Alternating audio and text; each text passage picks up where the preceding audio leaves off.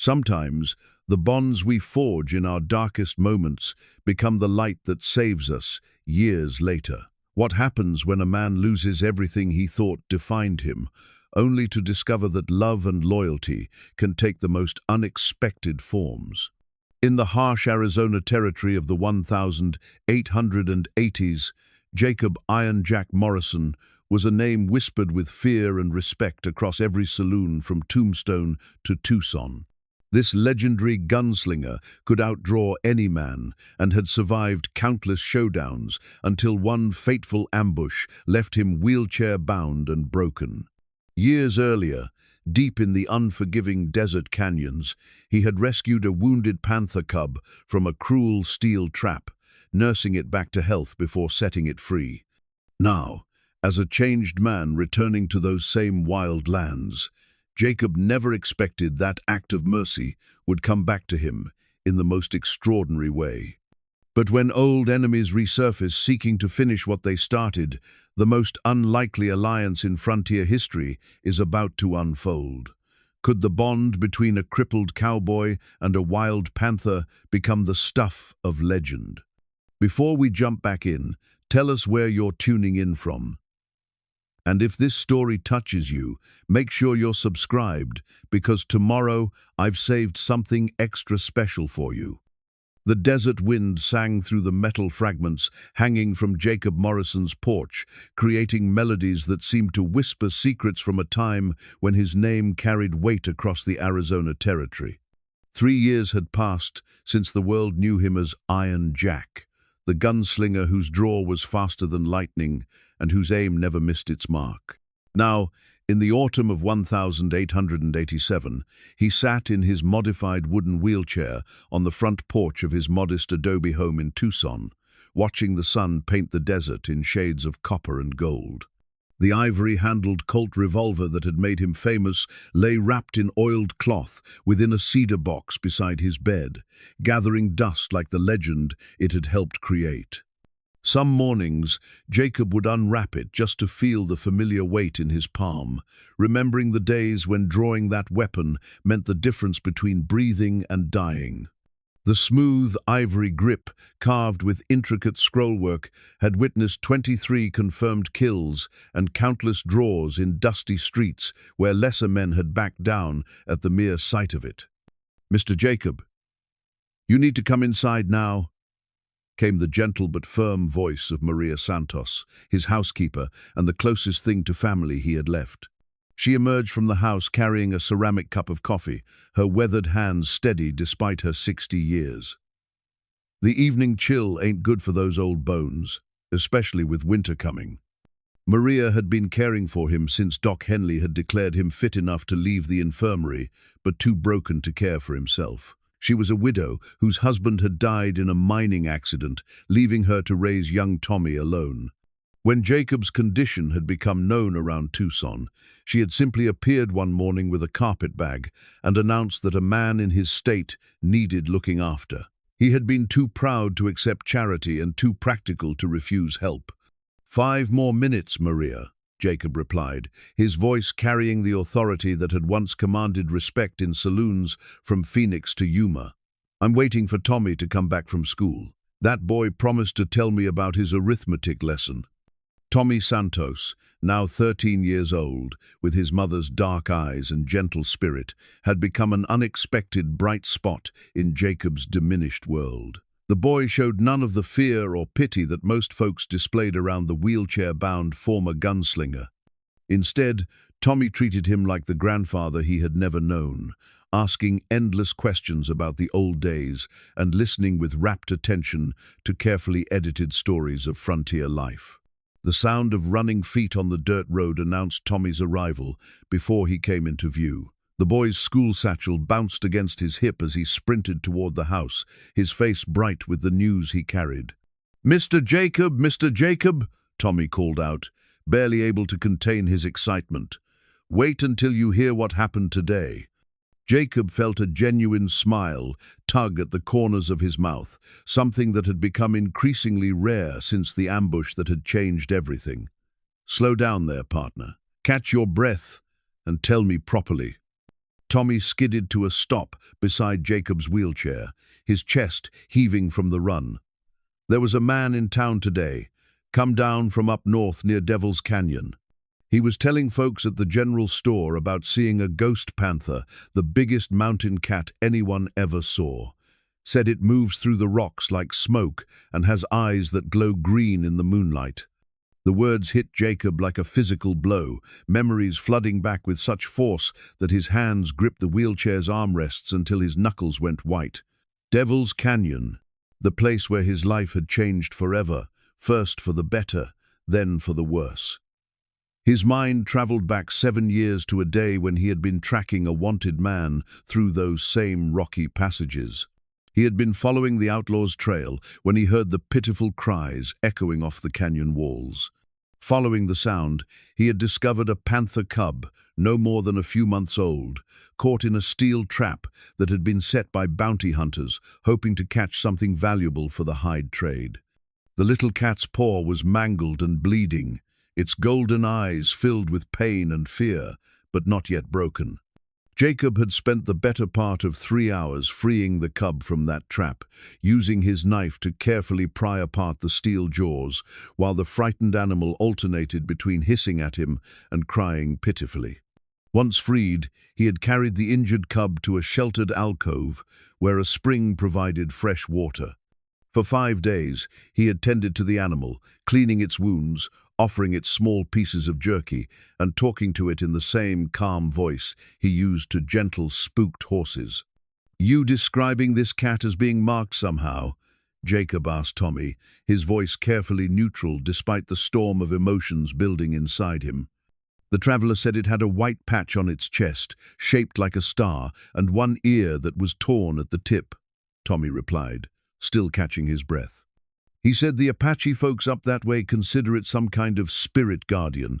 They won't hunt it, and they say it protects their children from raiders and wild animals. Jacob's heart began to race. The white star-shaped marking on the chest, the torn ear from the trap, it had to be the same animal. His panther cub, now grown into the magnificent predator he had always known it would become. The thought that the creature had not only survived but thrived filled him with an emotion he hadn't felt in years, pride mixed with an almost paternal affection. "Mr. Jacob, you look like you've seen a ghost yourself," Tommy observed with the keen intuition of youth. "You know something about this panther, don't you?" Before Jacob could respond, Maria emerged from the house, having heard Tommy's excited story from the kitchen window. "That boy's got too much imagination," she said, but there was fondness in her voice. "Ghost panthers and spirit guardians, next thing you know, he'll be seeing dragons in the clouds." "This ain't imagination, Mama," Tommy protested. The man had scars on his arm where the cat swiped at him. He said he got too close to what he thought was just rocks, but it was the panther resting in the shade. "Good thing it was feeling merciful," he said, "or he'd have been cat food." Jacob found himself studying Tommy's face, seeing the wonder and excitement there. It reminded him of his own younger days, when the frontier was full of mysteries and every canyon held the promise of adventure. Now, confined to this wheelchair and limited to the boundaries of Tucson, he had almost forgotten what it felt like to have something capture his imagination so completely. "Son," Jacob said slowly, "that traveler say anything else about Devil's Canyon? About what else might be up that way?" Tommy's eyes lit up even brighter. "Oh, yes. He said there's been some trouble with cattle rustlers and claim jumpers bothering the Apache families. Said the territorial marshal's office is looking for someone to investigate, but nobody wants to go up there on account of how remote and dangerous it is." The mention of trouble in Devil's Canyon stirred something deep within Jacob's chest, a familiar restlessness that had once driven him from town to town, always seeking the next challenge, the next chance to prove himself. But now, bound to this chair and dependent on others for even basic needs, those days seemed as distant as childhood memories. "Jacob Morrison," Maria said, recognizing the look in his eyes, "don't you go getting any fool ideas. You're in no condition to go chasing after ghost stories and troubles that ain't yours to solve." But Jacob was no longer listening to Maria's practical concerns. His mind was already racing ahead, imagining the reunion with the creature he had saved all those years ago. Would the panther remember him? Would it recognize the man who had freed it from that trap, even though that man was now broken and confined to a wheelchair? As the desert sun dipped below the horizon and the first stars began to appear in the darkening sky, Jacob Morrison made a decision that would change the course of his remaining years. He would return to Devil's Canyon, not as the feared gunslinger Iron Jack, but as a man seeking to reconnect with a bond forged in compassion and tested by time. The wind chimes sang their haunting melody as evening settled over Tucson, and for the first time in 3 years, Jacob Morrison felt truly alive. 3 days after Tommy's story about the ghost panther, the boy arrived home from school with more than just tales of arithmetic and geography. Hidden in his school satchel, wrapped carefully in a piece of brown paper, was a cracked daguerreotype photograph that would change everything. "Mr. Jacob," Tommy said, his voice unusually quiet as he approached the porch where Jacob sat, reading a 3-day-old newspaper from Phoenix. "I found something today that I think belongs to you." Jacob looked up from the paper, noting the serious expression on the boy's usually cheerful face. "What's that, son?" Tommy carefully unwrapped the photograph and held it out with both hands, as if it were a precious relic. The image was faded and cracked down the middle, but Jacob recognized it immediately. There he stood, 7 years younger and whole, next to Samuel Bridger, his partner and closest friend. They were positioned at the edge of Devil's Canyon, the very spot where Jacob had later rescued the panther cub. Samuel's arm was draped across Jacob's shoulder in the easy camaraderie of men who trusted each other with their lives. Jacob's hands trembled slightly as he took the photograph. Samuel's face smiled back at him through the silvery surface, frozen in time before betrayal and bullets had torn their partnership apart. The memory of that day came flooding back. They had convinced a traveling photographer to capture the moment, joking that they wanted proof they had actually made it to the remote canyon alive. "Where did you find this?" Jacob asked, his voice thick with emotion. Old Pete at the general store was cleaning out a storage room and found it in a box of things left behind by travelers over the years, Tommy explained. "When he saw it, he remembered you from before your accident and asked if I thought you might want it back." Jacob stared at the photograph, remembering how young and invincible they had both felt that day. Samuel had been more than just a partner in their various enterprises along the frontier. He had been the brother Jacob never had, the one person who understood the loneliness and danger of their chosen life.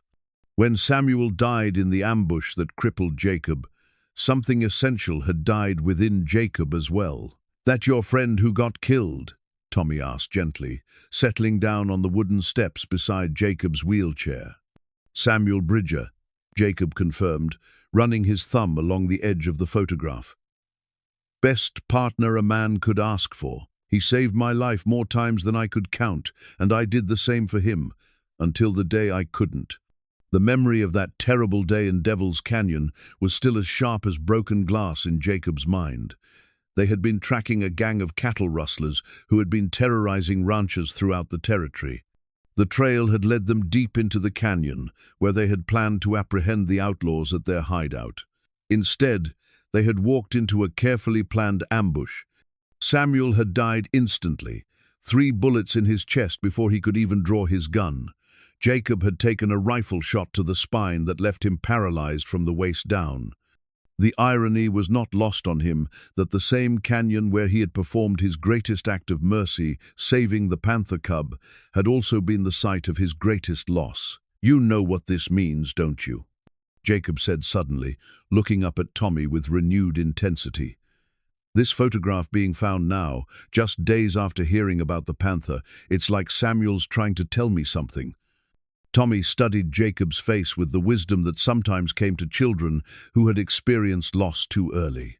"You think you need to go back there, don't you?" Before Jacob could answer, Maria appeared in the doorway, having overheard the conversation from inside the house. "Jacob Morrison, I can see that look in your eyes, and I'm telling you right now that it's a fool's errand. You can't go traipsing off into the wilderness in that wheelchair, chasing after ghost cats and memories." "Maria, I have to," Jacob replied, his voice carrying a conviction that surprised even himself. "That Panther, if it really is the one I saved, it's the last living connection I have to the man I used to be. And Samuel." He held up the photograph. "Samuel died in that canyon. I never got to bury him proper, never got to say goodbye. Maybe it's time I faced what happened there, instead of hiding from it." Maria crossed her arms and fixed him with the stern look that had raised 5 children and buried 2 husbands. "And just how do you propose to get yourself up to Devil's Canyon? It's a hard ride for a man on horseback, let alone someone who can't use his legs." "I'll figure out a way," Jacob said firmly. "I've got my army pension saved up, and there are plenty of freighters who know those routes.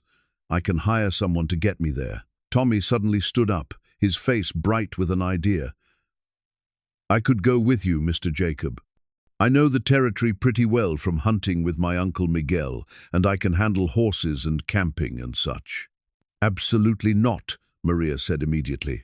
"I won't have you risking my son's life on some fool quest." But Jacob was already considering the possibility. Tommy was young and strong, with good instincts and a level head despite his age.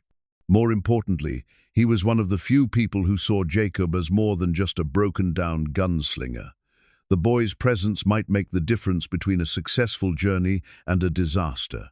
"Maria, think about it," Jacob said carefully. "Tommy knows the country, and he's better with horses than most grown men. Besides, I wouldn't be any real danger to him.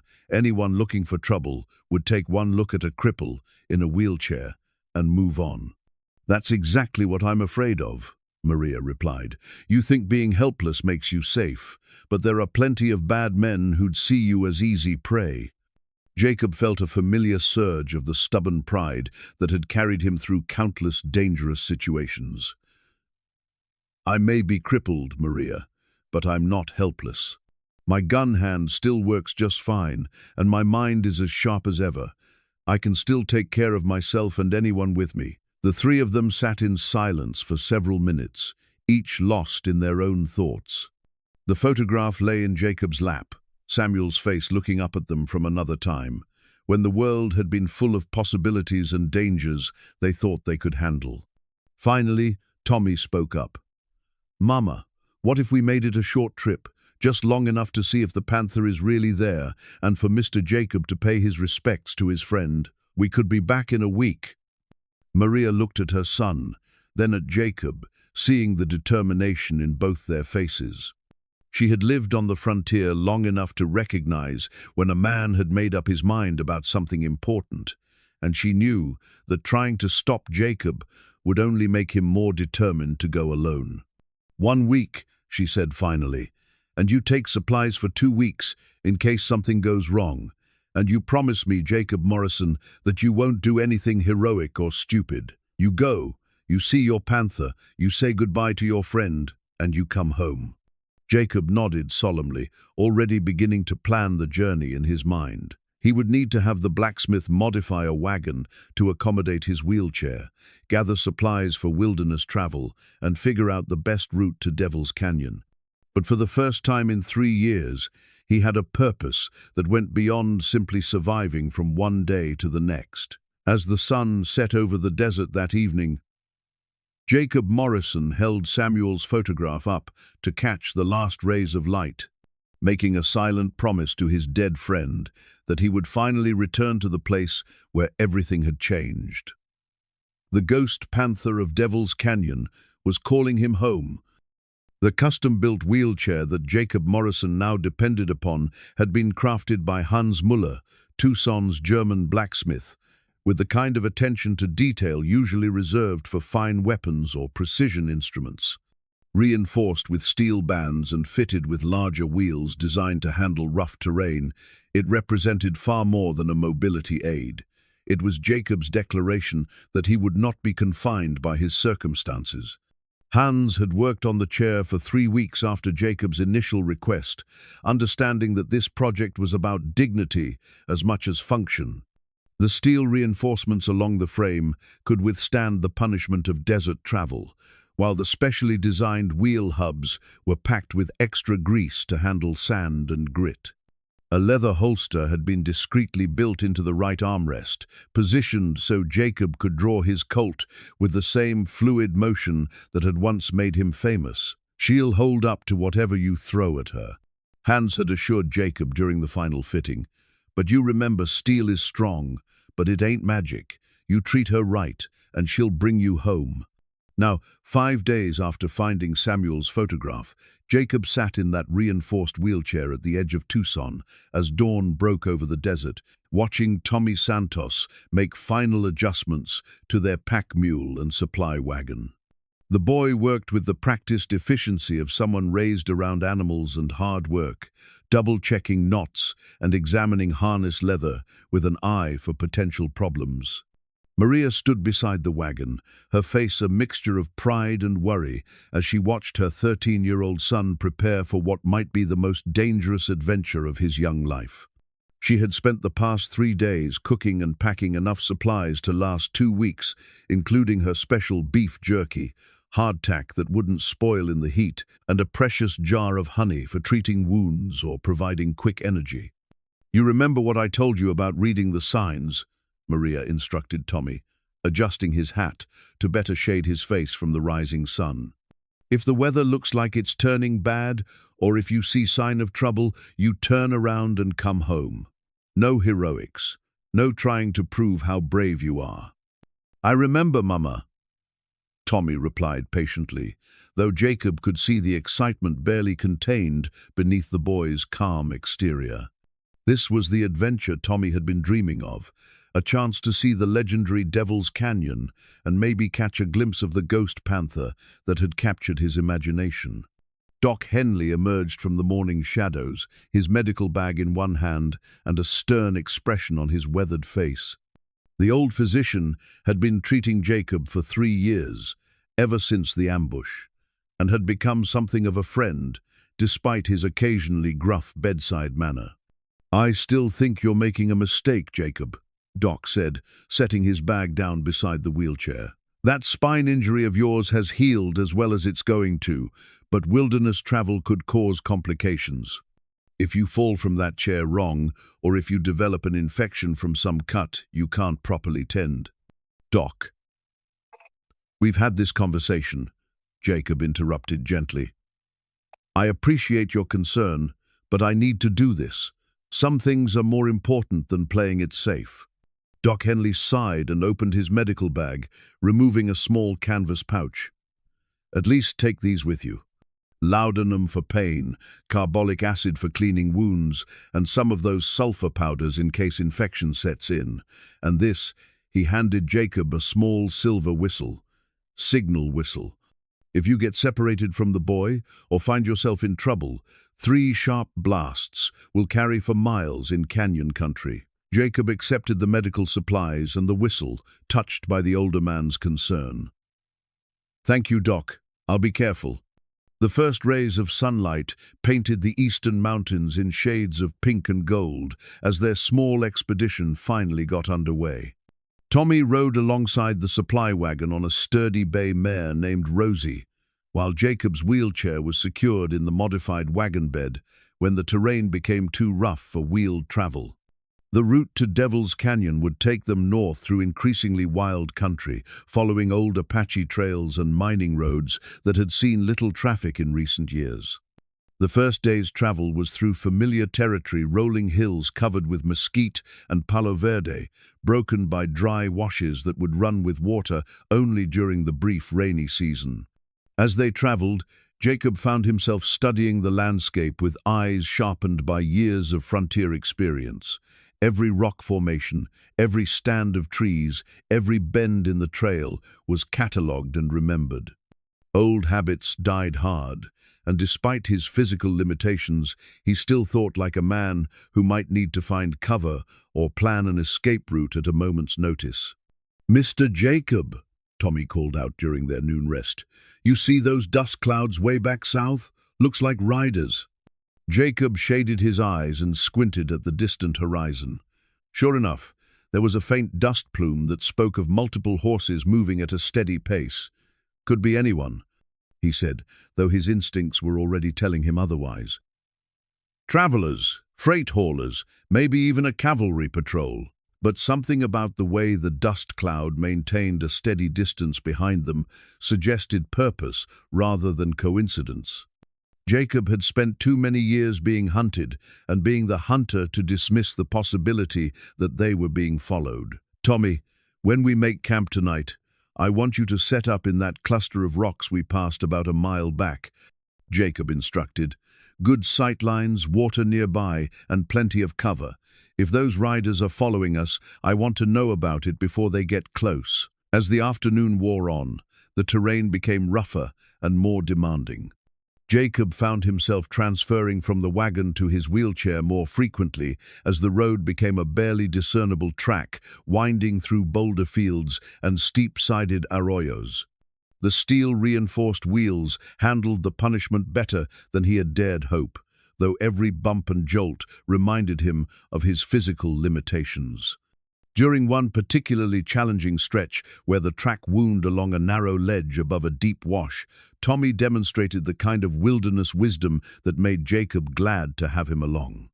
The boy spotted a section of trail that had been undermined by recent flash flooding and found an alternate route that kept them safe.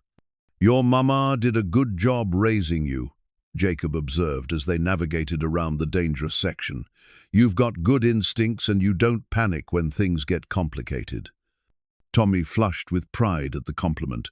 "Uncle Miguel always said that the desert will test you every day, but it's fair about it. If you pay attention and respect it, it'll show you how to survive."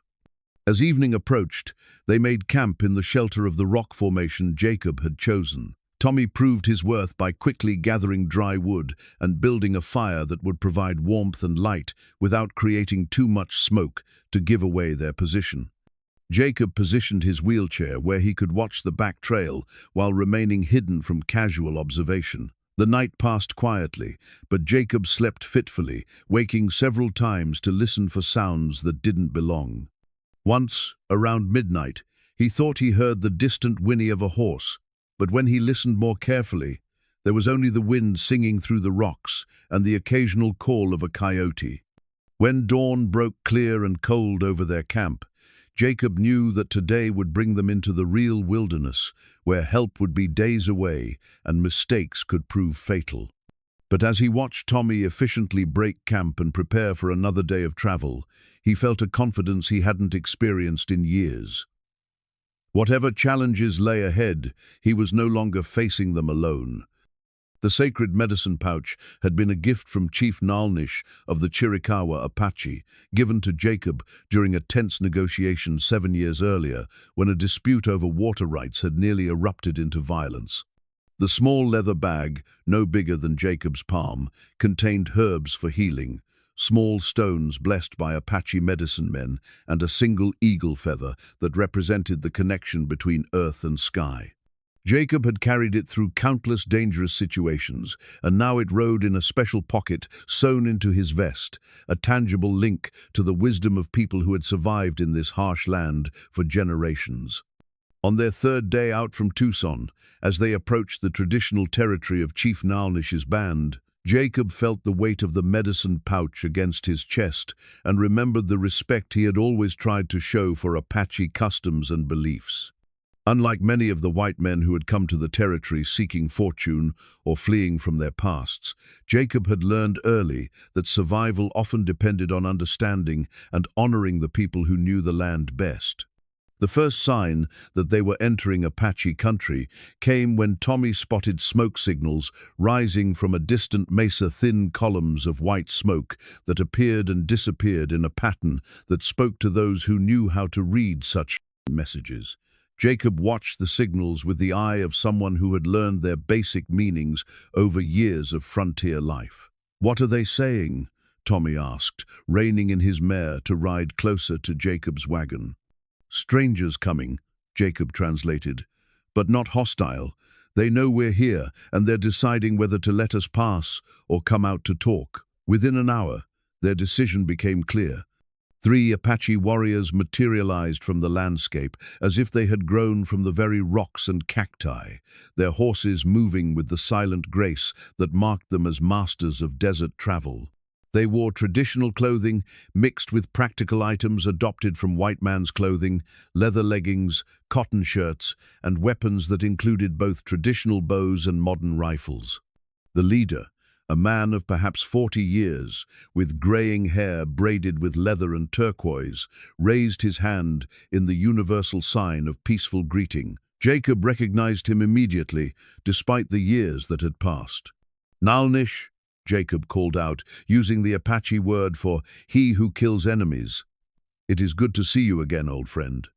The Apache chief studied Jacob for a long moment, his weathered face showing surprise as he recognized the man who now sat in a wheelchair where once he had commanded respect from horseback. But there was no pity in Nalnish's dark eyes, only the acknowledgement of a warrior who had survived battle, if not unscathed. "Iron Jack," Nalnish replied in careful English. "The coyotes told us you had been broken by your enemies. But I see you still travel the old paths, even if the journey has become harder. The body may be broken, but the spirit endures." Jacob responded, unconsciously using the more formal speech patterns he had learned during his previous dealings with the Apache. "I seek permission to pass through your lands to reach Devil's Canyon." Nalnish's expression grew serious, and he exchanged quick words in Apache with his companions. "Devil's Canyon is a place of shadows now," he said finally. "Bad men have made their camp in the hidden places, and they bring trouble to our people. 3 of our children were taken by these shadow men, and we have had to move our families to the high places for safety." Jacob felt a cold anger rising in his chest. "Taken? You mean kidnapped?" "Stolen for their pleasure and labor," Nalnish confirmed grimly. "We have tracked them, but their stronghold is well defended, and they have many guns. Our warriors could take it, but the children might be killed in the fighting." Tommy, who had been listening intently to this exchange, spoke up with the boldness of youth. "Chief Nalnish, sir, we heard tell in Tucson of a ghost panther in Devil's Canyon. Have your people seen such a creature?" A smile crossed the Apache leader's face, the first lightening of his grim expression. "Ghost panther. Yes, the young one knows the stories. There is indeed such a cat, a great golden hunter with a star of white upon his chest. He has lived in the canyon for many seasons, and he watches over the sacred places where our ancestors are buried." Jacob's heart began to race. The white star marking confirmed it. This was definitely his panther, the cub he had saved from the steel trap. "This panther," he said carefully, "does it show any fear of men, or does it avoid the places where people travel?" "That is the strange thing," Nalnish replied. "The great cat seems to know the difference between those who belong and those who bring harm. Our children have seen him watching over them when they gather berries near the sacred springs, but he stalks and harries the bad men who have invaded our territory. Some of my warriors believe he is the spirit of an ancient protector, returned in animal form to defend the land." Jacob felt pieces of a larger puzzle beginning to fit together in his mind. The panther's protective behavior toward Apache children, its apparent hostility toward the criminals who had invaded Devil's Canyon, it suggested an intelligence and discernment that went beyond normal animal instincts. "Chief Nalnish," Jacob said slowly, "would you permit an old friend to ask for guidance? I believe this panther and I knew each other in younger days. I would like to see him again, but I also cannot ignore what you have told me about these shadow men who threaten your people." The Apache leader dismounted and approached Jacob's wheelchair, moving with the fluid grace that marked him as a man completely at home in his environment. From a pouch at his belt, he withdrew a small bundle wrapped in soft deerskin. 7 seasons ago, you helped prevent war between our peoples when the water dispute arose, Nalnish said, placing the bundle in Jacob's hands. You spoke truth when others spoke with forked tongues, and you treated our people with respect. For this, I give you the guidance you seek. Jacob unwrapped the deerskin to reveal a collection of items that spoke to Apache's spiritual beliefs: sage for purification, a small piece of turquoise for protection, and a handful of corn pollen for blessings. But most significant was a small brass button that looked familiar. "Where did you find this?" Jacob asked, holding up the button. "One of our scouts took it from the shirt of a shadow man he killed while rescuing 2 of our children," Nalnish explained.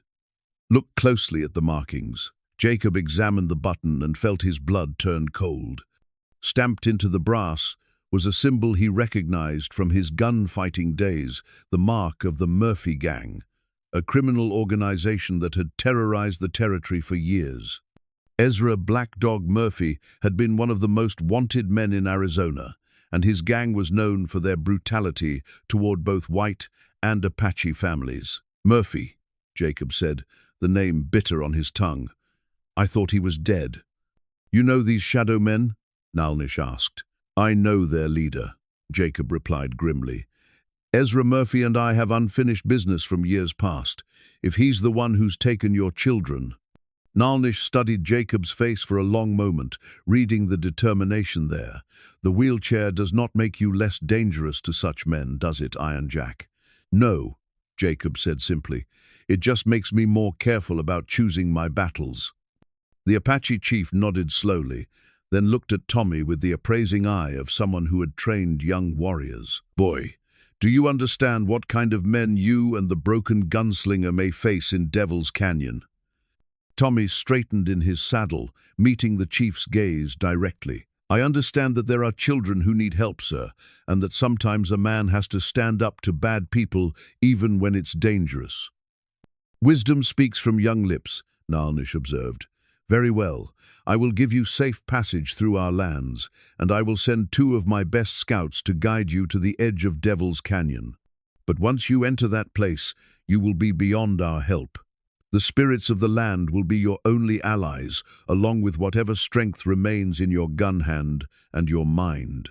As the sun reached its zenith, Jacob found himself once again traveling toward a confrontation he had neither sought nor expected. But this time, he carried with him the blessings of the Apache people and the knowledge that somewhere ahead, in the twisted passages of Devil's Canyon, an old friend with golden fur and green eyes was waiting for a reunion that would test the bonds forged in mercy and sealed in mutual respect. The fragments of steel trap that Jacob Morrison carried in a small cloth pouch had rusted to the color of dried blood over the 7 years since he had pried them from the panther cub's mangled paw. He had kept these pieces as a reminder of mankind's capacity for cruelty, but also as proof that such cruelty could be overcome with patience and compassion. Now, as he sat in his wheelchair at the rim of Devil's Canyon, in the early morning light of their 5th day out from Tucson, those steel fragments seemed to whisper of cycles completing themselves. The canyon spread below them like a vast wound in the earth, its red sandstone walls carved by millennia of wind and water into fantastic formations that caught and held shadows, even in the brightest sunlight. Jacob remembered every twist and turn of the passages below, every hidden spring and sheltered alcove. This had been his hunting ground in the old days, the place where he and Samuel had tracked their most dangerous quarry. Tommy Santos sat his mare at the canyon's edge, his young eyes wide with wonder at the sheer scope of the landscape before them. The 2 Apache scouts that Chief Nalnish had provided a weathered veteran named Broken Arrow and his younger companion called Swift Water pointed out landmarks and safe paths through the maze of stone below.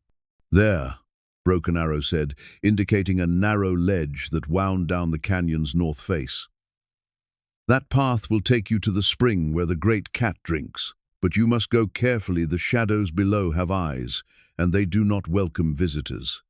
Jacob studied the route, calculating distances and angles with the eye of someone who had spent years reading terrain for tactical advantage. The path was treacherous but manageable, even for a man in a wheelchair, if proper precautions were taken. More importantly, it would bring them to the exact spot where he had first encountered the injured panther cub. "And the shadow men?" Jacob asked. "Where have they made their stronghold?" Swiftwater, the younger scout, pointed toward the canyon's eastern wall, where a series of natural caves provided shelter from the elements. "They have made their camp in the caves of the ancients, a sacred place where our people once buried their dead. It is a strong position, with only one path up or down, and they have posted guards." Jacob felt his jaw tighten at this news. The Murphy gang's choice to desecrate Apache burial grounds showed the same callous disregard for sacred things that had marked their criminal activities for years. It was exactly the kind of deliberate insult that Ezra Murphy would choose, knowing it would inflame Apache anger while demonstrating his own contempt for anyone who might oppose him. "How many men?" Jacob inquired. "Our scouts have counted 8, maybe 10, Broken Arrow replied, "all armed with good rifles, and they have horses for quick escape if needed. The stolen children are kept in the deepest cave, where any rescue attempt would be heard long before it could succeed." As the Apache scouts prepared to return to their people, leaving Jacob and Tommy to continue alone into the canyon, Jacob found himself wrestling with emotions he had thought buried along with his gunfighting days. The prospect of facing Ezra Murphy again stirred a familiar mixture of anticipation and dread, but it was the thought of the panther that made his hands tremble slightly as he gripped his wheelchair's armrests.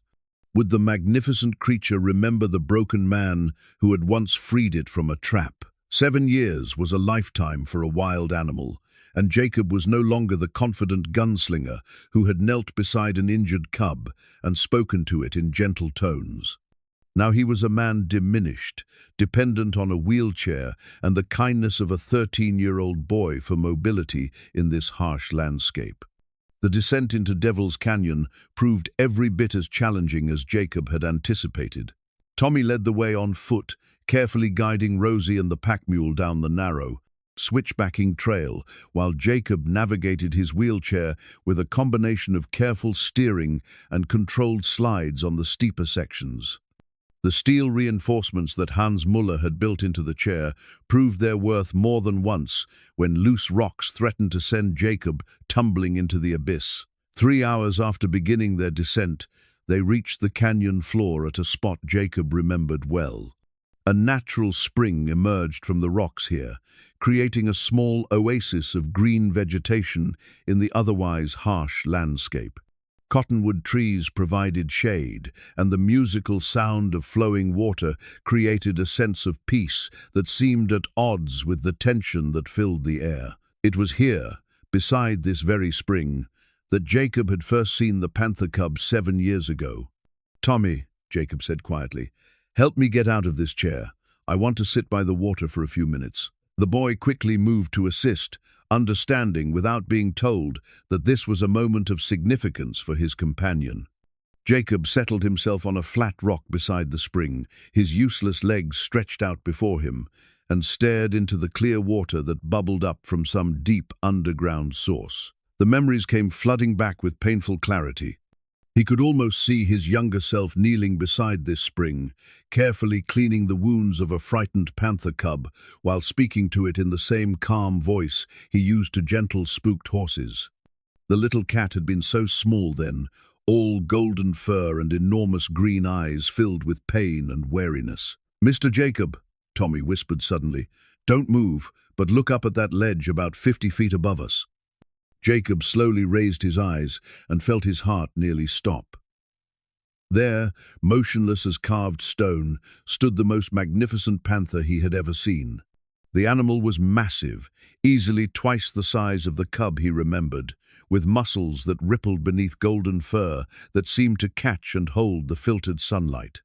But it was the markings that confirmed beyond any doubt that this was his panther, the distinctive white star-shaped patch on the chest, and the left ear that bore the telltale notch from its encounter with the steel trap.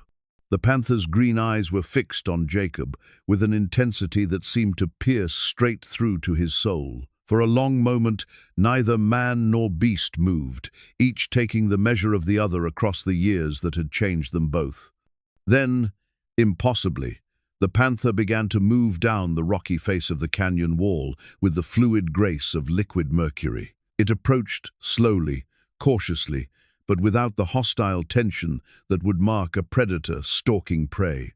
Instead, there was something almost curious in its movements, as if it were trying to solve a puzzle that had been troubling it for a long time. Jacob found himself holding his breath as the great cat drew closer. When it was perhaps 20 feet away, the panther stopped and sat back on its haunches, its head tilted slightly to one side in a gesture that was heartbreakingly familiar. It was the same pose the cub had adopted when trying to understand the strange two-legged creature that had freed it from the trap.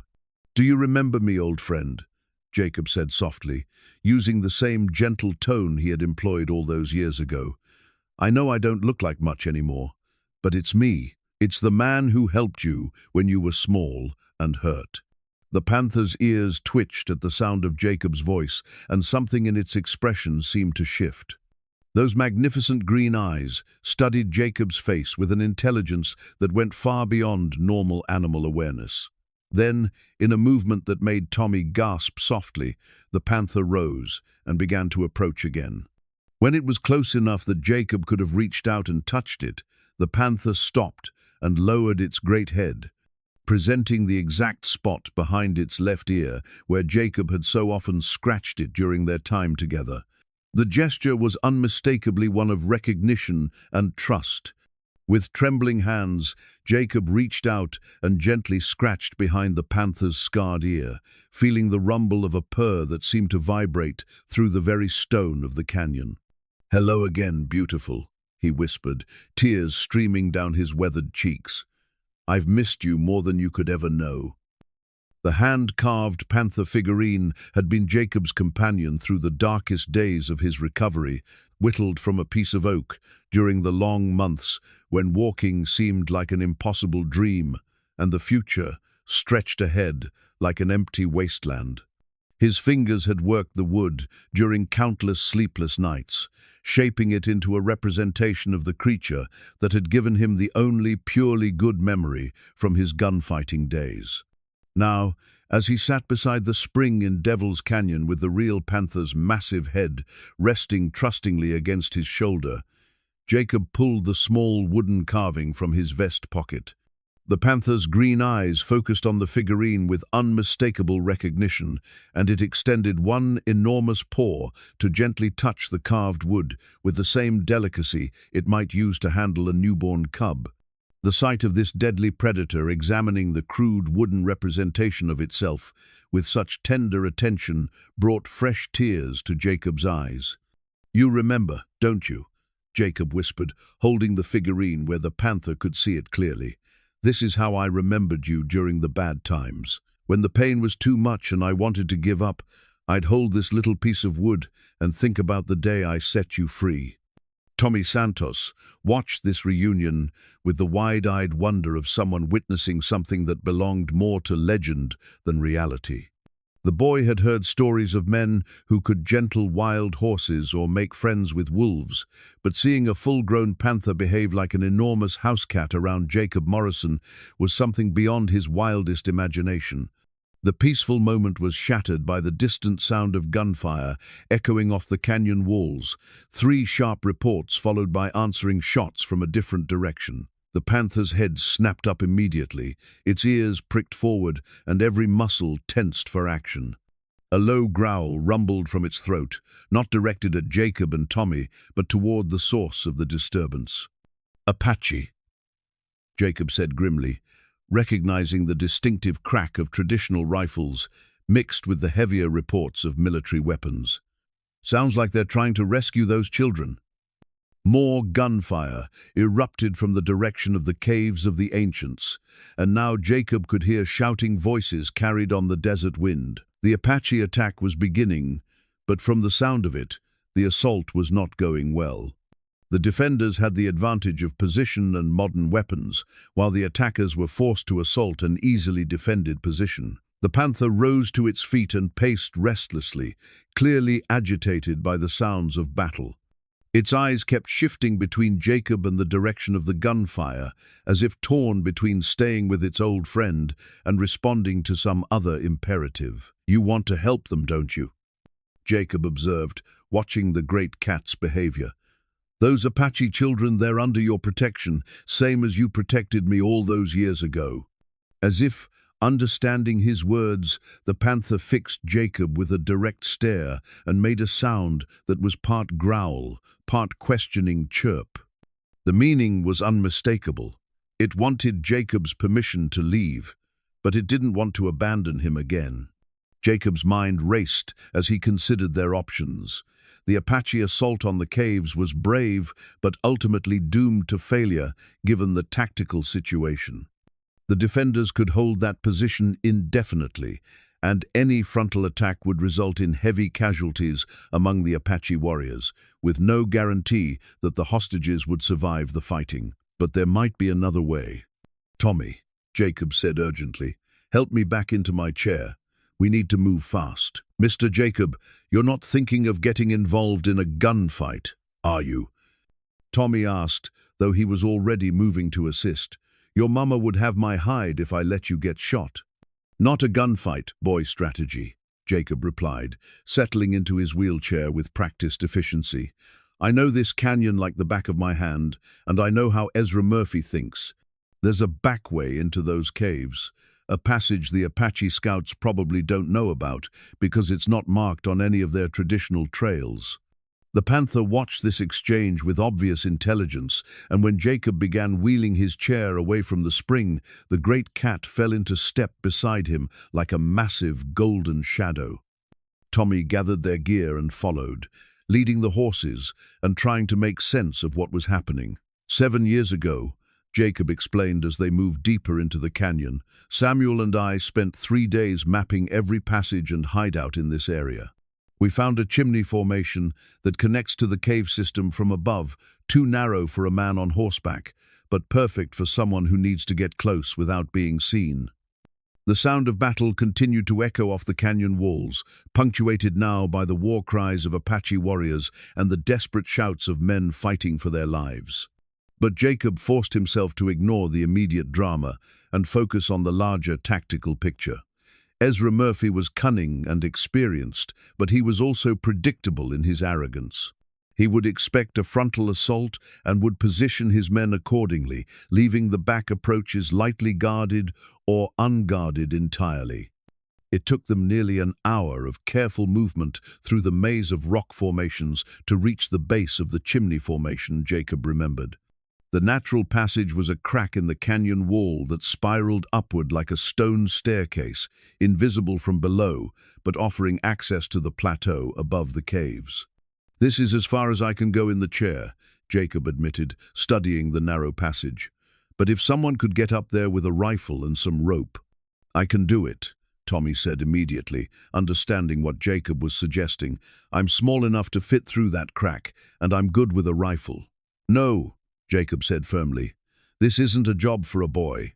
These are killers, Tommy, and if something goes wrong—" The panther, which had been listening to this conversation with obvious attention, suddenly padded over to the base of the chimney and looked up the passage. Then it turned back to Jacob and made a soft chuffing sound that seemed almost like speech. "What's he saying, Mr. Jacob?" Tommy asked. Jacob stared at the panther for a long moment, and slowly a smile spread across his weathered face. "I think he's volunteering for the job. Panthers are natural climbers, and he knows these caves better than any of us." As if to confirm this interpretation, the panther moved to Jacob's wheelchair and gently took the sleeve of his shirt between its teeth, tugging softly toward the chimney passage. The message was clear. "Trust me." Jacob looked into those intelligent green eyes and saw the same courage and loyalty that had first drawn him to this remarkable creature years ago. "All right, old friend," he said softly, "but you be careful up there. I just got you back. I don't want to lose you again." The panther released Jacob's sleeve and padded to the entrance of the chimney passage. With a grace that defied its size, The great cat began to climb, its powerful claws finding purchase on the smallest irregularities in the rock face. Within minutes, it had disappeared into the shadows above, leaving Jacob and Tommy alone with the distant sounds of battle and the weight of hopes pinned on the loyalty of a wild animal. "You think he understands what we need him to do?" Tommy asked quietly. Jacob fingered the wooden panther carving in his pocket and listened to the echoing gunfire. "Son, that cat has been protecting this canyon and its people for years. I think he understands better than we do." The crumpled wanted poster that Tommy Santos discovered in an abandoned prospector's shack near the base of the canyon wall was weathered and faded, but the words printed across the top were still clearly legible. "Federal Marshal Samuel Bridger working undercover, do not apprehend." Below Samuel's familiar face was a description that made Jacob Morrison's world tilt on its axis. "Mr. Jacob," Tommy called urgently from inside the small stone shelter where he had been searching for anything useful they might have overlooked. "You need to see this right now." Jacob wheeled his chair to the entrance of the shack, his heart already pounding with a premonition of something terrible. When Tommy emerged with the poster, Jacob's hands shook as he took it and read the words that would redefine everything he thought he knew about his past. Samuel Bridger, his closest friend and partner for 3 years, had been a federal marshal, working undercover to infiltrate and expose the criminal networks operating throughout the Arizona territory. The poster was dated 2 months before the ambush that had killed Samuel and crippled Jacob, and it contained details about an ongoing investigation into cattle rustling, kidnapping, and murder, all crimes that pointed directly to Ezra Murphy's gang. "This can't be right," Jacob whispered, staring at Samuel's face on the poster. "Samuel was my partner. We worked together, planned jobs together, split everything 50-50. If he was a federal marshal..." The implications crashed over Jacob like a collapsing mountain. Every job they had taken together, every outlaw they had tracked, every conversation they had shared, all of it had been part of Samuel's investigation. Jacob Morrison, the legendary gunslinger Iron Jack, had been an unwitting pawn in a federal operation to bring down the most dangerous criminal organization in the territory. Tommy studied Jacob's face with the perceptive wisdom that sometimes came to children who had lived through hardship. "Mr. Jacob, this doesn't make you bad. Look here." He pointed to a section of smaller text at the bottom of the poster. It says, "Marshal Bridger's cover was to pose as a reformed outlaw seeking legitimate work. Maybe he really was your friend, even if he couldn't tell you who he really was." But Jacob was remembering other things now, details that had seemed insignificant at the time, but now blazed with new meaning. Samuel's insistence on taking certain jobs that seemed less profitable than others. His knowledge of law enforcement techniques that had seemed unusually sophisticated for a former outlaw. The way he had always steered them away from certain activities that crossed lines Jacob hadn't even realized existed. Most damning of all, Jacob now understood why Ezra Murphy had ambushed them in Devil's Canyon. It hadn't been a random act of violence or even ordinary criminal rivalry. It had been an execution, carried out because Murphy had discovered Samuel's true identity and couldn't risk exposure. The sound of renewed gunfire from the direction of the caves interrupted Jacob's racing thoughts. Somewhere above them, the Panther was attempting to carry out a rescue that Jacob had devised based on his knowledge of the canyon's geography. But now, with Samuel's true identity revealed, Jacob realized that his understanding of the situation was fundamentally flawed. "Tommy, we need to get closer to those caves," Jacob said urgently. "I've been thinking about this all wrong. If Samuel was a federal marshal, then he would have had backup. People who knew about his investigation. Murphy wouldn't have risked killing a federal officer unless he was desperate." "What are you thinking?" Tommy asked, already moving to help Jacob navigate his wheelchair over the rough ground.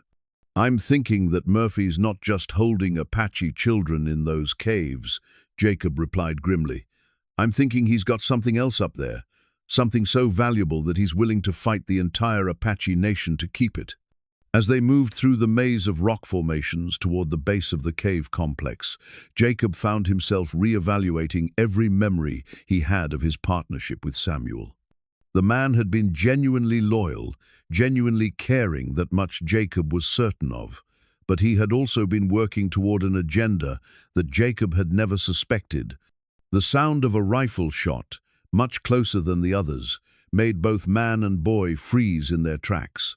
This hadn't come from the caves above, but from somewhere nearby in the canyon itself. Someone else was moving through the passages, someone with a gun and the willingness to use it. Jacob drew his Colt revolver with the fluid motion that had made him famous, the weight of the ivory-handled weapon feeling familiar and reassuring in his palm. Despite 3 years of disuse, his gun hand was as steady as ever, and his eyes automatically began scanning the surrounding terrain for potential threats. "Stay behind me," he instructed Tommy quietly. "And if shooting starts, you get yourself to cover and stay there until it's over." They had moved perhaps 50 yards closer to the caves when a figure emerged from behind a boulder formation ahead of them. The man was tall and lean, with the kind of weathered face that came from years of hard living under the desert sun. He wore a badge pinned to his leather vest, and his rifle was pointed directly at Jacob's chest. "Jacob Morrison," the man called out in a voice that carried the authority of law enforcement. "I'm Deputy Marshal Frank Hutchins, and you're under arrest for the murder of Federal Marshal Samuel Bridger." Jacob felt the world shift again beneath him. "Marshal Bridger wasn't murdered by me," he said carefully, keeping his own weapon ready but not yet raising it. "He was killed by Ezra Murphy's gang, same ambush that left me crippled." "That's not what the evidence suggests," Hutchins replied, moving closer while keeping his rifle trained on Jacob. "We found a witness who saw you and Bridger arguing the night before he died. Said you found out about his real identity and decided he was too dangerous to let live." "That's a lie," Jacob said flatly. "Samuel was my friend. When I found out he was a federal marshal, which was about 5 minutes ago when the boy found that poster, it explained a lot of things, but it didn't change what happened in that canyon." Deputy Marshal Hutchins's eyes flicked to the wanted poster in Tommy's hands, and for the first time, uncertainty crossed his features. "You're saying you didn't know? For 3 years, you worked with a federal marshal and never suspected?" "I'm saying Samuel Bridger was better at his job than anyone gave him credit for," Jacob replied. "And I'm saying that while we're standing here having this conversation, Ezra Murphy is up in those caves with hostages and evidence that could put him away forever." The sound of an Apache war cry echoing off the canyon walls punctuated Jacob's words, followed by the distinctive roar of a panther in full hunting mode. Whatever was happening in the caves above, the situation was reaching its climax. "Deputy Marshal," Jacob said urgently, "you can arrest me after we deal with Murphy. But right now, there are children's lives at stake, and I'm the only one who knows how to get into those caves without getting everyone killed." Hutchins studied Jacob's face for a long moment, weighing duty against pragmatism. Finally, he lowered his rifle. "All right, Morrison, but this conversation isn't over. If you're lying about Bridger, if you had any part in his death, I'll see you hang for it." "Fair enough," Jacob agreed. "But first, let's go finish what Samuel started." Samuel Bridger's leather journal, hidden for 3 years in a crevice behind the spring where Jacob had first rescued the panther cub, contained 47 pages of meticulous observations, sketches, and evidence that would have put Ezra Murphy and his entire organization behind bars for life. Tommy Santos found it wedged deep in the rocks, wrapped in oiled cloth and protected from the elements by Samuel's careful planning. When Jacob opened the journal with trembling hands, his friend's familiar handwriting reached across the years to deliver one final message. "Jacob doesn't know who I really am," Samuel had written in his final entry, dated the night before his death. "I've come to care for him like a brother, and the deception eats at me daily, but the evidence is almost complete." Murphy's operation is bigger than anyone imagined. He's not just rustling cattle and terrorizing settlers. He's running guns to hostile tribes, kidnapping children for sale to brothels in Mexico, and worst of all, he's got connections in the territorial government that reach all the way to the governor's office. Tomorrow, Jacob and I ride to Devil's Canyon to gather the last pieces of evidence I need. God help me. I pray my friend never learns the truth about what I've done. Deputy Marshal Frank Hutchins read over Jacob's shoulder, his weathered face growing grimmer with each page. "Sweet Jesus," he muttered when they reached Samuel's detailed maps of Murphy's supply routes and safe houses. "This is everything we've been looking for. If Bridger had lived to deliver this, he'd have brought down the biggest criminal conspiracy in territorial history." Jacob finished, closing the journal reverently. Samuel died for this information, and it's been sitting here gathering dust while Murphy continued his operations. The sound of gunfire from the caves above had grown sporadic, suggesting that the Apache attack was either succeeding brilliantly or failing catastrophically. From their position at the base of the canyon wall, Jacob could see smoke rising from several points along the cliff face. But whether it came from Apache signal fires or burning defensive positions was impossible to determine. Tommy pointed toward the chimney passage where the Panther had disappeared. "Mr. Jacob, look up there. I can see movement on the ledge above the main cave."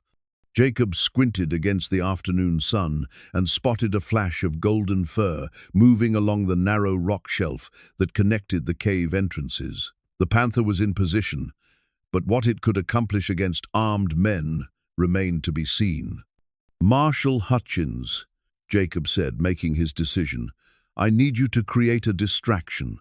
Take Tommy and circle around to the main approach the Apache are using. Make some noise. Draw Murphy's attention toward the front of the caves." "What are you planning to do?" Hutchins asked suspiciously. Jacob patted the holster built into his wheelchair's armrest. "I'm going to keep a promise I made to a friend 3 years ago. There's a narrow ledge about halfway up this cliff face that connects to the cave system. I can get my chair up there using that old mining cable if you give me enough time." Hutchins looked skeptical. "Morrison, you're talking about climbing a cliff face in a wheelchair. That's not bravery, that's suicide." "Maybe," Jacob acknowledged. "But those children need someone to get them out of there, and the Panther needs backup." Samuel died gathering evidence against Murphy. The least I can do is make sure his sacrifice meant something. As if summoned by their conversation, the sound of the Panther's roar echoed down from the caves above, followed immediately by screams of terror and confusion. Whatever the great cat was doing up there, it was having an effect on Murphy's men. Tommy suddenly grabbed Jacob's arm. "Mr. Jacob, look at the journal. There's something stuck between the last pages." Jacob opened the journal to the back cover and found a sealed envelope marked "For Jacob Morrison, in the event of my death." With hands that shook only slightly, he tore open the envelope and read Samuel's final words to him. "My dear friend," the letter began, "if you are reading this, then the worst has happened, and my deception has been revealed, along with my death. I want you to know that every moment of friendship between us was genuine. You are a good man who chose a hard path, and serving beside you has been an honor I never expected when this assignment began. I have arranged for a presidential pardon to be issued in your name, covering any crimes you may have committed during our partnership. You deserve a chance to build a new life, free from the shadows of the past. The enclosed bank draft represents your share of the federal reward money for bringing down Murphy's organization. Use it to find peace, old friend. You've earned it. Your loyal partner, Samuel Bridger, United States Marshal." The bank draft was for $5,000 more money than Jacob had ever seen in one place, but it was Samuel's words about friendship and loyalty that brought tears to his eyes. His partner had been a federal marshal, but he had also been exactly what Jacob had believed him to be, a true friend. "He really cared about you," Tommy observed quietly, reading the letter over Jacob's shoulder. "Yes, he did," Jacob replied, carefully folding the letter and placing it in his vest pocket next to the wooden panther carving. And now it's time to honor that friendship.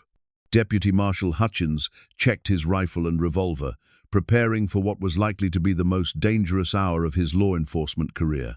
Morrison, when this is over, assuming we all survive, I'll need you to come back to Tucson with me.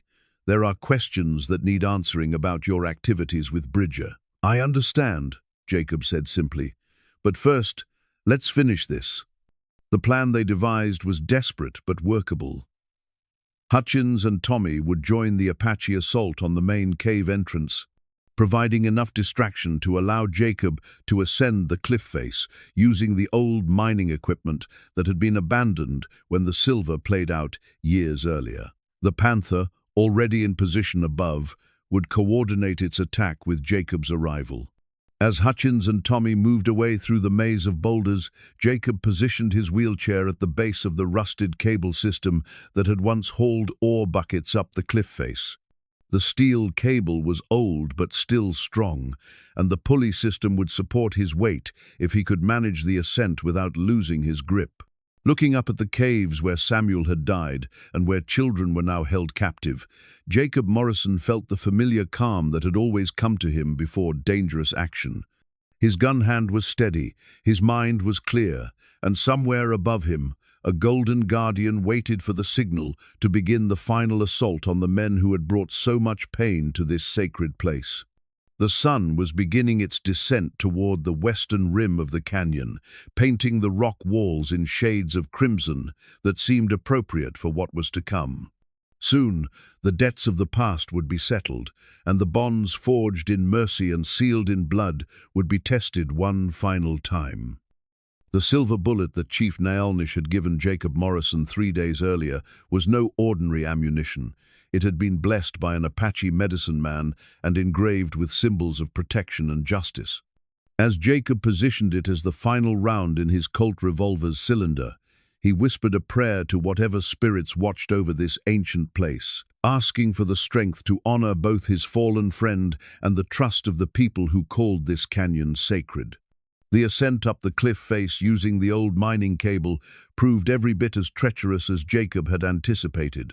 His wheelchair, reinforced with Hans Muller's steel framework, groaned under the strain as the ancient pulley system lifted him inch by agonizing inch toward the ledge that would give him access to the cave complex. Halfway up, the cable slipped several feet before catching again, leaving Jacob's heart pounding and his hands cramped from gripping the chair's armrests. Below him, the sounds of battle had intensified as Deputy Marshal Hutchins and Tommy joined the Apache assault on the main cave entrance.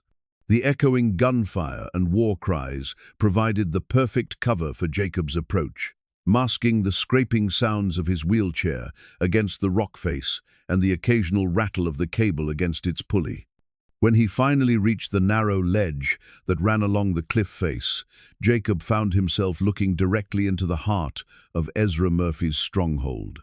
The cave system was larger and more complex than he had remembered, with multiple chambers connected by natural passages that would provide excellent defensive positions. But it was also a trap once inside. There would be limited escape routes if things went wrong. The Panther appeared at the mouth of the main cave like a golden shadow, its magnificent form silhouetted against the darker interior. The great cat's green eyes found Jacob immediately, and something passed between them, an understanding that transcended the barriers between species. They were partners now in a mission that neither could accomplish alone. Jacob maneuvered his wheelchair to the edge of the ledge and peered into the cave. He could see at least 4 of Murphy's men positioned behind makeshift barricades, their attention focused on the Apache assault below. In the deeper recesses of the cave, he caught glimpses of smaller figures, the kidnapped children, huddled together in terror as bullets flew around them. The Panther moved with fluid grace along the cave wall, using shadows and rock formations to approach the defensive positions from an unexpected angle. Jacob watched in fascination as the great cat demonstrated the hunting skills that had made it the apex predator of this canyon. Patience, stealth, and an almost supernatural ability to read the intentions of its prey. One of Murphy's men, a bearded outlaw with nervous eyes, turned away from his rifle to check on something behind him. In that instant, the Panther struck with devastating efficiency. There was a brief, strangled cry, then silence as one threat was eliminated without alerting the others. Jacob used the distraction to wheel his chair into the cave mouth, his Colt drawn and ready. The familiar weight of the ivory-handled revolver felt like an extension of his own hand, and despite 3 years of disuse, his aim was as true as ever. The first shot took down a gunman who was reloading behind a pile of supply crates. The second dropped another outlaw who tried to turn his rifle toward this new threat. Jacob Morrison. The voice that echoed through the cave carried all the venom and fury of a man who had waited 3 years for revenge. Ezra Black Dog Murphy emerged from the deepest chamber, using one of the Apache children as a human shield while pointing a Navy Colt at the terrified boy's head. "I should have finished you proper in that ambush, but I figured leaving you crippled was worse than death." Murphy's face was gaunt and hardened by years of violence, his black beard streaked with gray, and his dark eyes burning with the malevolent intelligence that had made him one of the territory's most dangerous criminals. He dragged the Apache boy backward toward the rear of the cave, keeping the child between himself and Jacob's gun. "Let the boy go, Murphy," Jacob said calmly, his revolver trained on the outlaw despite the impossible angle. "Your fight is with me, not with innocent children." "My fight is with anyone who threatens my operations," Murphy snarled. "That includes Apache brats who might grow up to testify against me, and crippled gunslingers who should have stayed buried." The sound of Apache war cries grew closer, indicating that the assault on the main entrance was succeeding. Murphy's remaining men were running out of ammunition and options, but the outlaw leader seemed unconcerned by the deteriorating tactical situation. "You know what your problem always was, Iron Jack," Murphy continued, backing further into the cave while maintaining his grip on the terrified child. "You always thought there were rules to this game. Honor among thieves, protection for innocents, all that noble nonsense. But there are no rules out here. There's just survival." Jacob kept his gun steady, waiting for an opening that might never come. The Panther had vanished back into the shadows, but he could sense its presence nearby, coiled and ready to strike when the moment was right. Everything now depended on patience and timing. The Panther's battle scars would tell the story of this day for the rest of its life. 3 deep claw marks across its left flank, where Murphy's knife had found its mark, and a bullet grazed along its powerful shoulder that leaked crimson onto the golden fur. But the great cat's sacrifice had created the opening Jacob Morrison needed to end this confrontation once and for all. "You always were too clever for your own good, Black Dog," Jacob said, his Colt steady despite the impossible angle required to avoid hitting the terrified Apache boy Murphy held as a shield. "But you made 2 mistakes today. First, you thought being crippled made me harmless. Second, you forgot that some friendships run deeper than death." Murphy's face was a mask of rage and desperation, his own weapon trembling slightly as he pressed it against the child's temple. "Your friend, the marshal, thought he was so smart, gathering all that evidence, making his little notes. But I figured him out weeks before that ambush, been feeding him false information, letting him think he was close to bringing me down." "Maybe," Jacob acknowledged, "but Samuel was smarter than you gave him credit for. That evidence he gathered, it wasn't just about your cattle rustling and kidnapping operations. He documented your connections all the way up to the territorial government. Names, dates, bank transfers, everything needed to bring down your entire network." For the first time, genuine fear flickered in Murphy's eyes. "You're bluffing. Bridger's dead, and whatever evidence he had died with him." "Tommy!" Jacob called out loudly, hoping the boy could hear him over the gunfire still echoing from the cave entrance. "Show our friend what you found by the spring." From somewhere behind the rock formations, Tommy Santos's young voice rang out clear and strong. "Samuel Bridger's journal. 47 pages of evidence, including the names of every crooked politician who's been taking your money." Murphy's face went white. The territorial officials he had corrupted would abandon him the moment they learned their names were written down in a federal marshal's hand. His empire was collapsing, and the only currency he had left was violence. "Doesn't matter now," Murphy snarled, pressing his gun harder against the child's head. "I'll kill every one of these Apache brats before I let you take me alive." It was then that the Panther made its move. Despite its wounds, the great cat launched itself from a hidden ledge with the fluid power of a golden thunderbolt. Murphy saw the attack coming and tried to turn his weapon toward this new threat, but the motion gave Jacob the opening he had been waiting for. The silver bullet, blessed by Apache medicine men and carrying the hopes of everyone who had suffered under Murphy's reign of terror, flew true to its target. Murphy's gun hand exploded in a spray of blood and bone, sending his weapon spinning away into the darkness of the cave. The child broke free and ran toward the other hostages as Murphy collapsed, clutching his ruined hand and screaming in pain and rage. The Panther landed heavily beside Murphy's fallen form, its green eyes blazing with an intelligence that seemed to transcend mere animal instinct. For a moment, predator and prey stared at each other, and Jacob saw something almost human in the great cat's expression: judgment, perhaps even justice. "Please," Murphy whimpered, staring up at the magnificent creature that had helped bring about his downfall. "I never meant any harm to the cat. It was just business." The Panther's response was a low growl that seemed to vibrate through the very stone of the cave. Then, with deliberate slowness, it turned away from the broken man and padded over to Jacob's wheelchair. Despite its wounds, the great cat pressed its massive head against Jacob's shoulder in a gesture of trust and affection that brought tears to the old gunslinger's eyes. "It's over, old friend," Jacob whispered, gently scratching behind the Panther's scarred ear. "We did it. We kept the promise." The sounds of battle from the cave entrance were fading as Deputy Marshal Hutchins and the Apache warriors secured the remaining members of Murphy's gang. Soon, Tommy's voice could be heard calling out in triumph as he helped guide the rescued children toward safety. But Jacob Morrison barely heard any of it. His attention was focused entirely on the magnificent creature that rested against his shoulder, breathing heavily from its wounds but alive, safe, and free. The bond forged 7 years ago in an act of mercy had been tested by violence and sealed by mutual sacrifice. Neither man nor beast would ever be the same. As the afternoon sun streamed through the cave opening, painting everything in shades of gold that matched the Panther's fur, Jacob felt a peace settle over him that he hadn't known since before Samuel's death.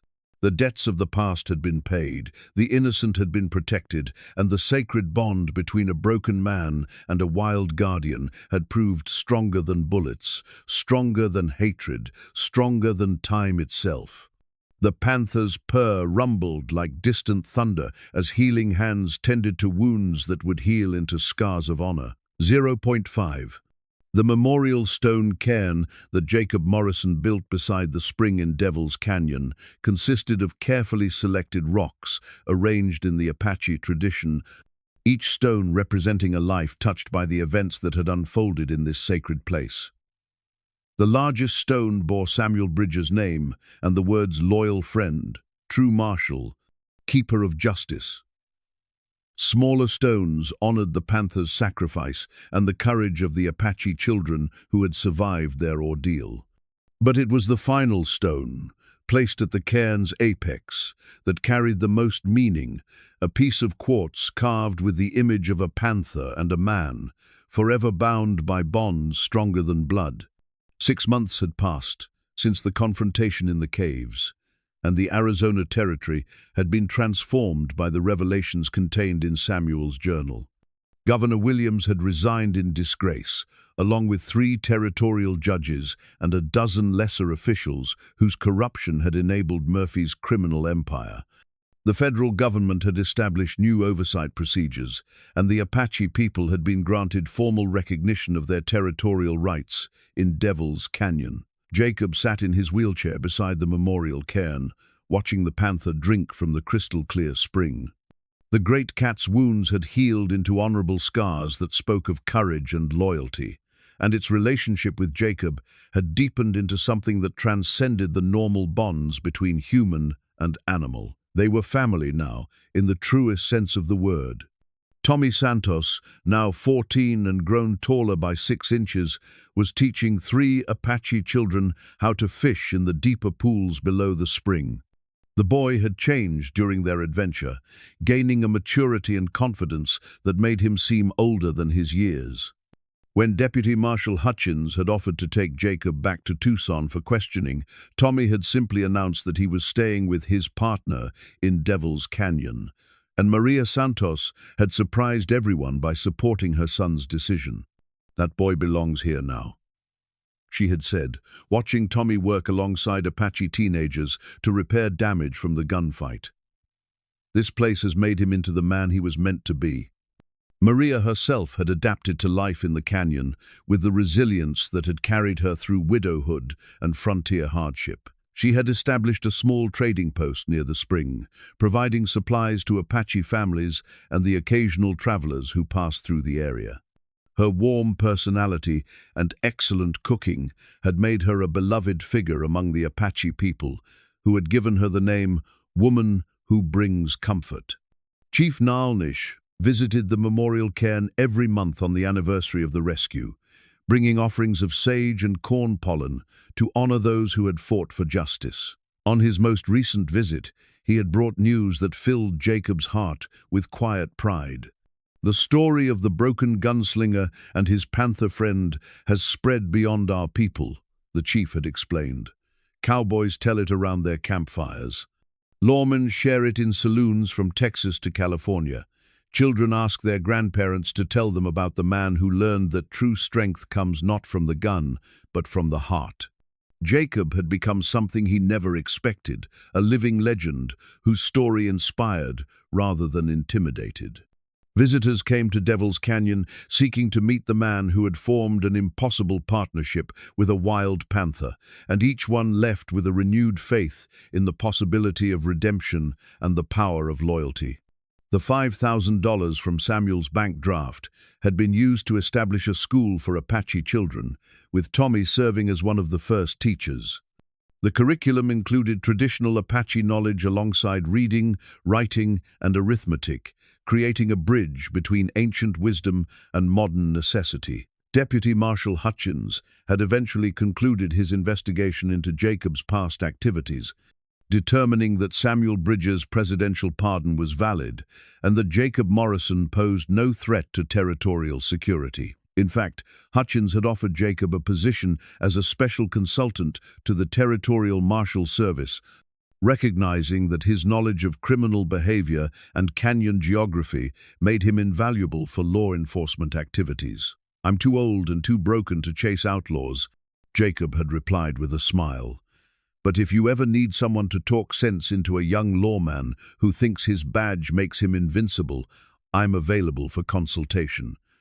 As the sun began to set over Devil's Canyon, painting the rock walls in the familiar shades of copper and gold, Jacob reflected on the journey that had brought him to this peaceful moment. 3 years ago, he had been a broken man living in the shadow of past glories, dependent on others for basic needs and purpose. Now, he was the guardian of a sacred place, surrounded by people who valued him not for what he had been, but for who he had become. The Panther padded over from the spring and settled beside Jacob's wheelchair with the easy familiarity of long companionship. Despite its wild nature, the great cat had learned to enjoy the simple pleasure of human contact, often spending hours lying in the shade while Jacob read aloud from books or newspapers that Maria brought from Tucson. Tommy appeared at Jacob's side, carrying a fishing rod and wearing the satisfied expression of someone who had successfully taught a difficult lesson. "The Apache kids caught 6 trout," he reported proudly, "enough for dinner with some left over for breakfast." "Your mama's going to be pleased," Jacob observed. "She's been wanting to try that new recipe for trout with wild herbs." As darkness settled over the canyon and the first stars appeared in the clear desert sky, the small community that had grown around the memorial spring gathered for their evening meal. Apache families shared stories and laughter with Maria Santos, while Tommy translated between languages and cultures with the ease of someone who belonged to both. Jacob Morrison sat at the edge of this warm circle of light and friendship, the panther's massive head resting comfortably on his lap, and felt a contentment he had never imagined possible. The legend that would outlive them all was already being told around campfires across the territory, the story of how a broken gunslinger and a grateful panther had proved that the bonds forged in kindness could withstand any test, and that true strength lay not in the ability to take life, but in the courage to protect it.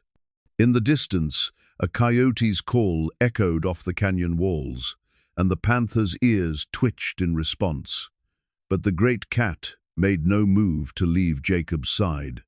They had found their home at last, in this place where mercy had created miracles and where the promise made beside a spring 7 years ago continued to ripple outward like stones dropped in still water, touching lives and changing hearts far beyond the red rock walls of Devil's Canyon.